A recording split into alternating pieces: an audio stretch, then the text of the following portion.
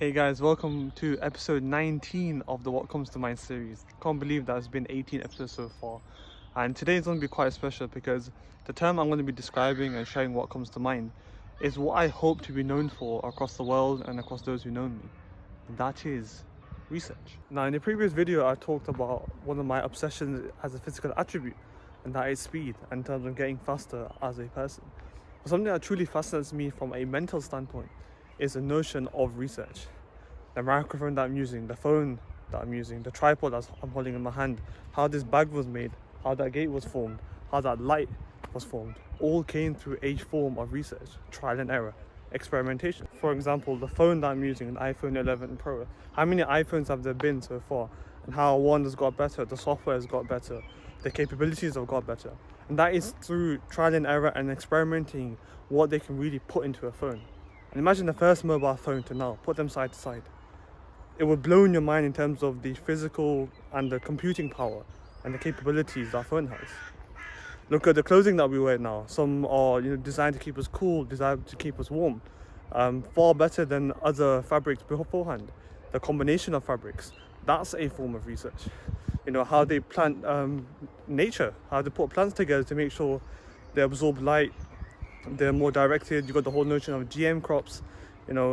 In terms of obviously ethical debate, yes, but from a research standpoint, splicing plants together to have incredible genetic capabilities is fascinating. Now, as you just heard, I can well and truly go 24 hours talking about research with ease. But as I want to make sure you guys benefit from the videos, you enjoy the videos as well, and you hopefully learn something, as ever, I have timestamped the different aspects of research I'm going to talk about in the description box, so feel free to go back and forth and watch them again if you want to. So I want to start off with the history of research. Looking at it from that history point of view, within the research we are citing people who've done some form of work and trying to build on it. And there are so many historians who are the founders of their certain fields, whether it's in science, art and design, humanities. And let's take Thomas Edison and Nikola Tesla, who are pioneers in the field of chemistry and physics. But many may not remember Michael Faraday, who was in the late 1700s and early 1800s, before Nikola Tesla was actually born. And he was also governed the father of electricity, which is interesting. So these are historians of research within the physics world. Moving on to, let's say, biology, the notion of Alexander Fleming, and pioneer in one of the most known antibiotics in the world, penicillin. And in Oxford University in the mid-90s, in that post-wartime era, research was able to still thrive and produce one of the most known and widely used drugs in the world, penicillin, or what was known back then as Oxford penicillin. And the reason why I can go on and on about historians is, this, for example, what I'm working on right now, concrete, or even tarmac. Who was the person who invented or discovered the notion of using tarmac onto roads? Who looked at building bridges and those superstructures that we have today, those skylines you see in New York and around the world?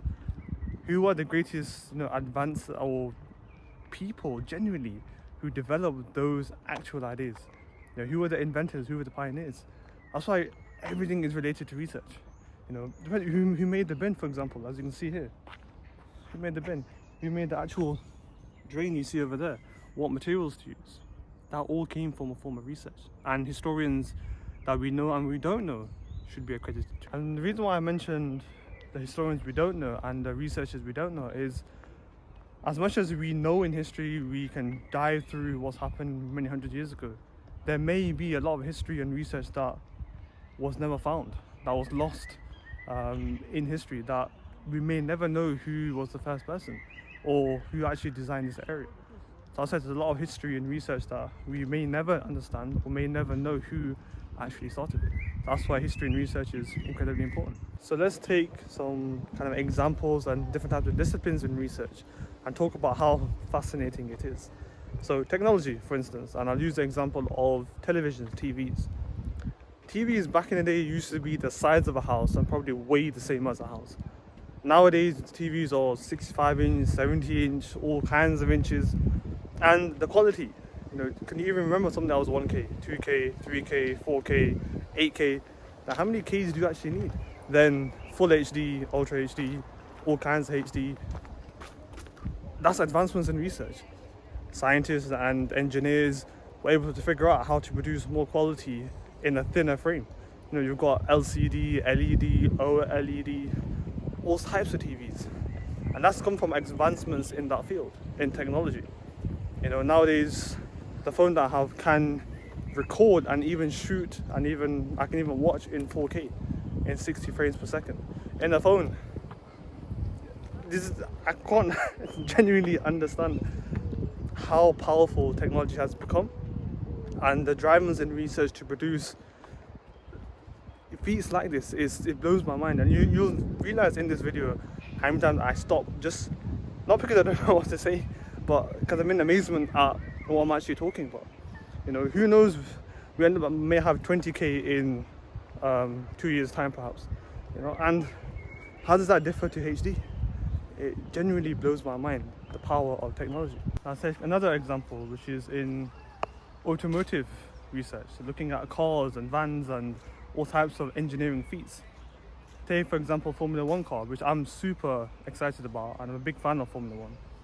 The amount of buttons in the steering wheel of a Formula 1 car are more in every single remote I've ever owned in my life. You know, and the engineering feats of the aerodynamics, the capabilities of it to go from a standing start to 125 miles an hour and back down again in 7 seconds.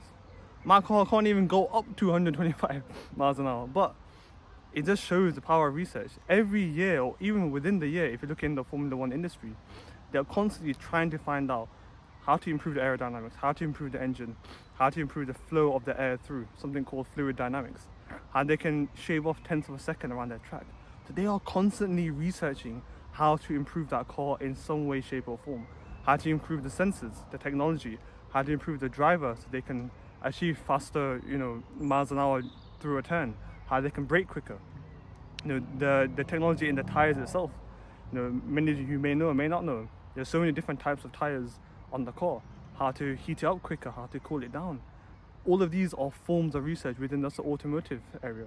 Then look at the flip side in terms of Tesla. Look at the electric cars. You know, we were gas guzzlers, and we still are for a large part of us. But now we are all moving towards more electric cars and potentially hydrogen fueled cars. This is all form of research. You know, back in the day we had, you know, V2 engines to V4, V6, V8. Now we've got V10s and V12s. You know, we've got hypercars nowadays.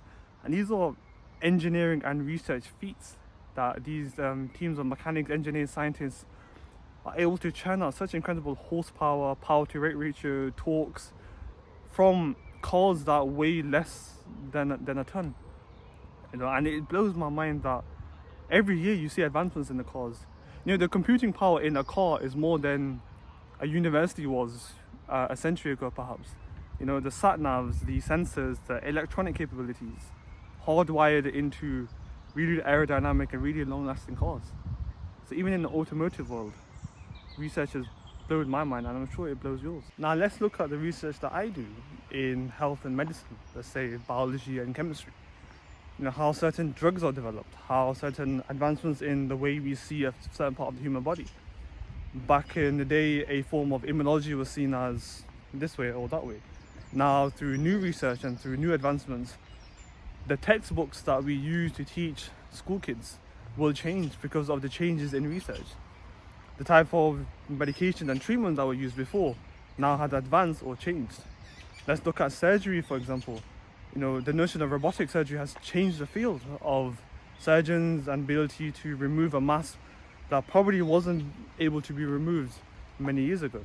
So even in the way the hospitals are run, you know, looking at it from a project management point of view, all the systems that they use, all the actual sensors to indicate somebody's heart rate, blood pressure, you know, all different types of immunological markers perhaps, that all comes from a change in actual research. And I find that truly remarkable. You know, I could do a whole episode on health and medicine alone, and maybe I would actually. But no, looking at it from a drug point of view, a treatment point of view, looking in terms of the understanding of the human body, that all has improved and changed and evolved. That's why I mentioned that many textbooks that we use to teach kids will change, because research constantly changes and our understanding of knowledge constantly changes. Looking at psychology, for instance, looking at how elite athletes use psychology to improve their performance, you know, to shave the attendance of a lab, or to make sure they win that attendance match in those crucial situations. How they can hold their psyche and hold their mentality in a very, very difficult time. Even looking at the notion of habit formation, which I find really fascinating, and how many argue that we are a series of micro habits without realizing. And it's the notion of the cue, routine, reward. And this is what we know as a habit loop. And changing the actual routine is one of the key ways to actually change a habit instead of removing it. And that has advanced massively. The notion of psychology has advanced hugely. And it's just one of many fields that are fascinating to me, and I hope to you as well. Even looking at businesses, how many different forms of business structure, how many different forms of how to go about businesses, from online, e-commerce to local, international, the whole notion of entrepreneurship, how that's evolved, and people are researching it constantly, how to use social media now to improve a form of business output. Even looking at art and design, looking at the notion of architecture, look at the modern day buildings, the contemporary designs in houses and also in actual buildings. That's evolved. How to improve the way something looks has evolved over time, and that's through research. I have many colleagues who are doctorates in the field of art and design, who look at changes in architecture to improve stability and the aesthetics of actually how something looks. So sometimes it's not just research in health and science, it's research in absolutely everything.